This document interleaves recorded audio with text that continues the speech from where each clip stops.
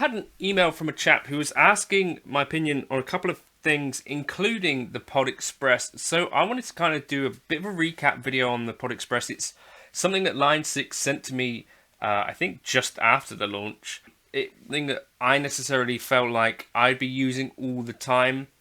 But it also feels like something that maybe I kind of overlooked. This channel is supported by TrueFire. TrueFire is an online library of lessons from some of my favourite players. There's thousands of lessons on there. You can use the promo code JNC40 to get 40% off of any of their courses.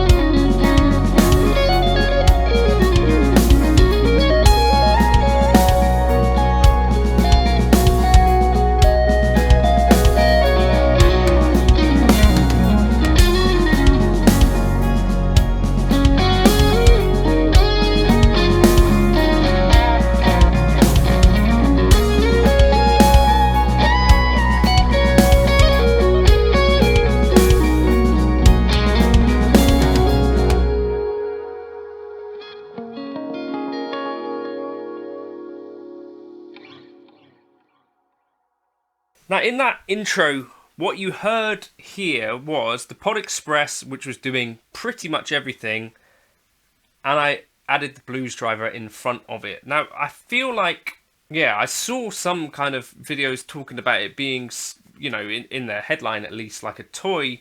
It is made of plastic, however, the original pod was as well, right? But I think there is some decent stuff in it. If there's one thing for me holding it back, and I have made a video kind of imploring Line 6 to maybe do this, is to bring an editor to the Pod Express, as well as access to some sort of EQ options, whether that's a global EQ or some control in the cab. So for me personally, when I'm dealing with any modeler, some of what I try to do to help me feel like it's more like an amp or sounding, you know, less like I've got my ear right next to a speaker is to use a high cut in the cab.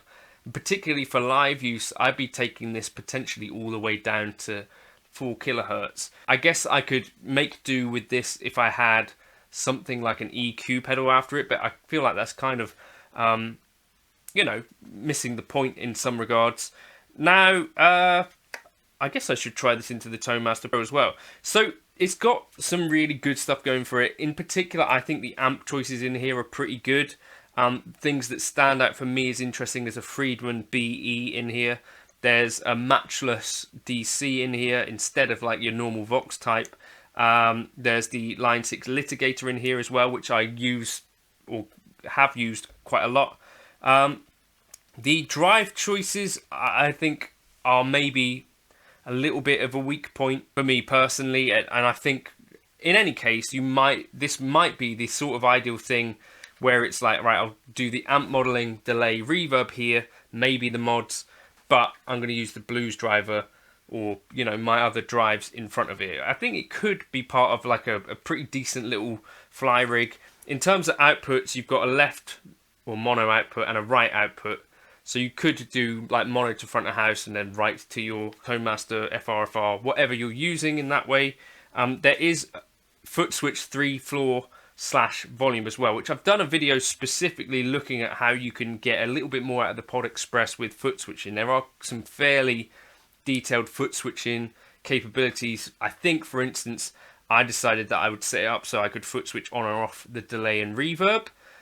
So that's an option, or you can switch off and on the mods and stuff. The other kind of downsides as it is that the full range of what these effects can do, so knowing them from Helix, I know that there's loads of parameters in here that can really change the way that these things sound. They're not that they sound bad as they are necessarily, but for instance, for your gain or your distortion, to just have one knob doesn't really cover the gamut of what's possible. You know, most drive pedals have 3 knobs. You know, you talk about level, gain, and tone, and all of those can do quite a lot to shape your tone. So that's relatively limited. Similarly with the delay, I know like the Helix delays are quite well put together, and so like tape and ping pong and all of that stuff, I'd like to have access to those parameters, and certainly for the mods similar and reverb. So, and also I guess for the amp models as well, because what we've got here, we've got gain, mids, bass and treble. I know that there's way more amp parameters and cab parameters within Helix, because I know this is running Helix stuff that I'd like to be able to get access to. So it's sort of like a limited way into the Helix family. The next thing in would be the Pod Go, which actually I think should be respectably, like there are loads of people out there gigging them. I don't know if there are any of you guys out there gigging the Pod Express. Let me know in the comments, but I just want to try it now in front of the FR12 and see maybe what it sounds like, because plugging in as I was using it there, I don't think I'd be using it for preset switching live. I think I would use it as like a kind of like a universal audio type thing, where it's like, right, I'm going to use this for my amp kind of tones mostly, maybe your delays and reverbs as well, if you can figure out a way that you're going to foot switch them. Can I see myself actually using it live? To be honest with you, no, I don't think so. But let's just try with the Tone Master. Let me know if you are using it live. Got my Tone Master behind me.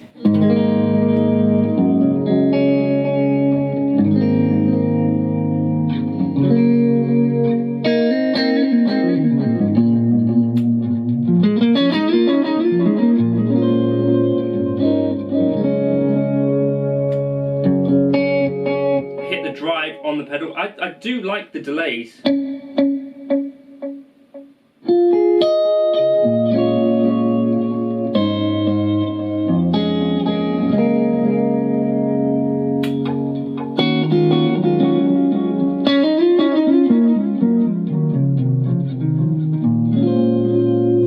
If I hit the drive on the unit itself,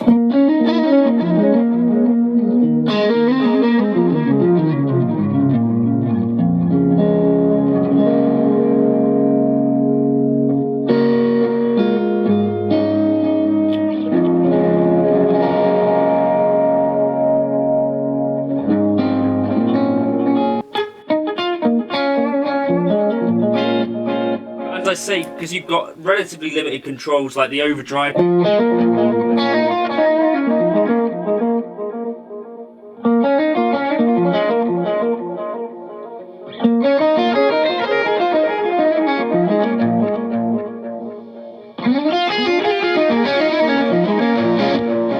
Distort and fuzz.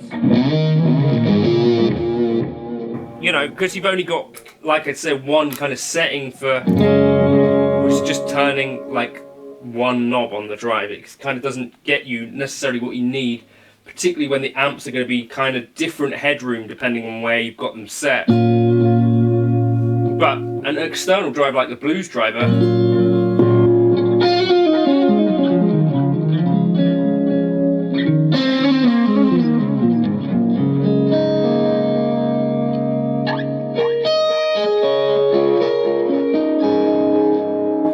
if I turn back the delay,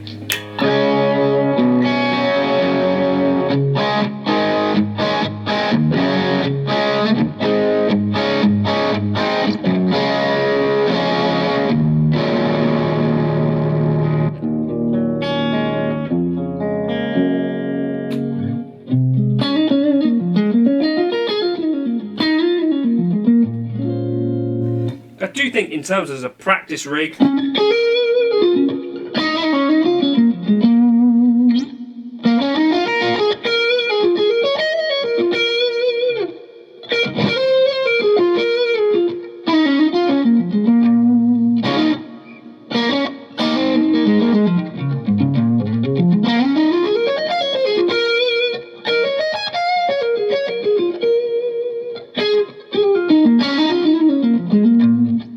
let's bring in some delay. So I'm on the tape.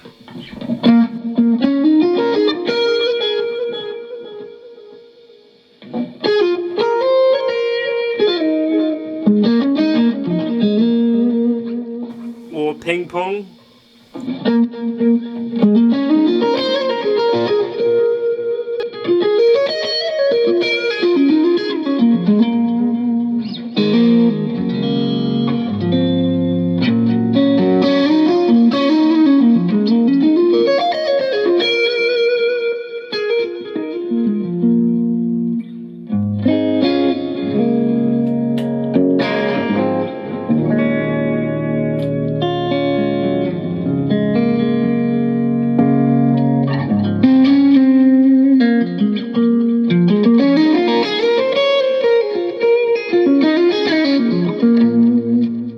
That's, I think, quite satisfying. That's, I think, how I'd be thinking about using it, is kind of in conjunction with a bunch of other pedals. And in that case, I feel like it's actually quite a valuable piece of kit for less than £200. So I think it goes a bit beyond toy.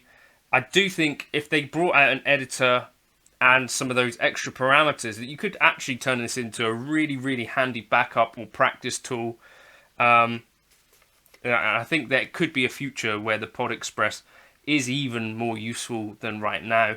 As it is, I think there's some stuff missing, in my opinion, which wouldn't necessarily make me think, well, you could happily switch from an HX Stomp or Pod Go or full Helix to this and not be missing a bunch of the extra functionality. Let me know your thoughts in the comments. Cheers.